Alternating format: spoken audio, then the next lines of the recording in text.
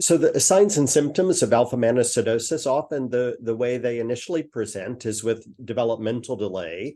They typically at that time will have facial or other physical characteristics that the specialist is able to recognize.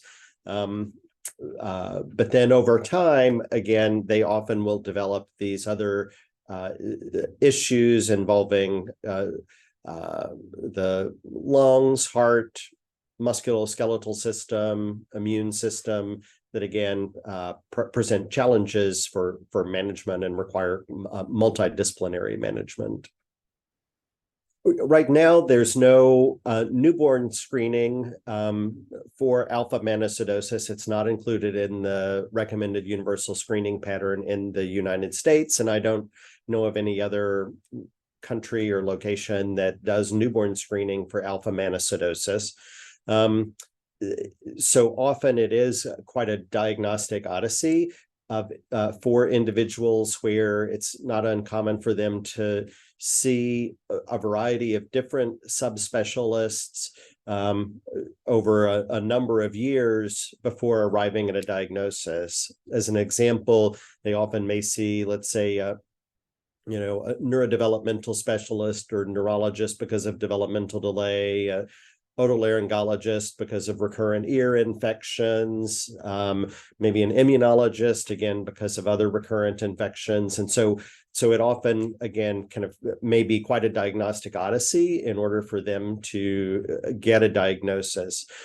I do think that once they kind of get to a specialist that kind of is incorporating all these, the diagnosis certainly is a bit easier now than it was a number of years ago, in that while it's not included on the newborn screening panel, the first line test for most individuals at this point would be kind of a panel sort of test, or even exome sequencing. And so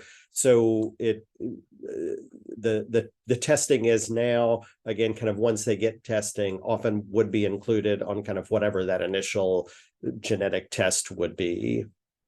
Most individuals, in my experience, are diagnosed in kind of early to mid-childhood, again, depending upon the severity of their alpha-mannosidosis. And most typically, kind of the initial concern that I think gets them to a geneticist is developmental delay.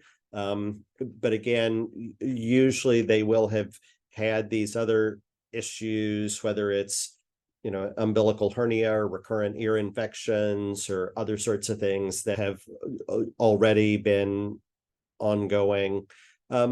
There are some that are on the more severe end of the spectrum that maybe have a lot of issues with infections that would be diagnosed even earlier. But I would say, again, on average, probably early to kind of mid-childhood would be typical for most individuals to get a diagnosis. So I think that in general, there's quite a bit of overlap between alpha-mannosidosis and other lysosomal storage diseases. And so it often is not something geneticist or the person kind of sending the testing, it's often not going to be a clinical diagnosis that you're confirming with DNA testing, like maybe some of the other mucopolysaccharidoses or lysosomal storage diseases where we often have a very high suspicion of a specific diagnosis. Alpha-mannosidosis often does not have kind of a clearly recognizable presentation that's going to distinguish it from related disorders. I think most people, when they kind of would see a patient with alpha-mannosidosis, would suspect one of the mucopolysaccharidoses, and probably mostly because those are quite a bit more common than alpha-mannosidosis. And so people are a lot more familiar with those diagnoses as opposed to alpha-mannosidosis that's quite rare. And in addition, kind of common things are common, and so a slightly different presentation of a common disorder maybe would be more likely than a common presentation of an ultra rare disorder. So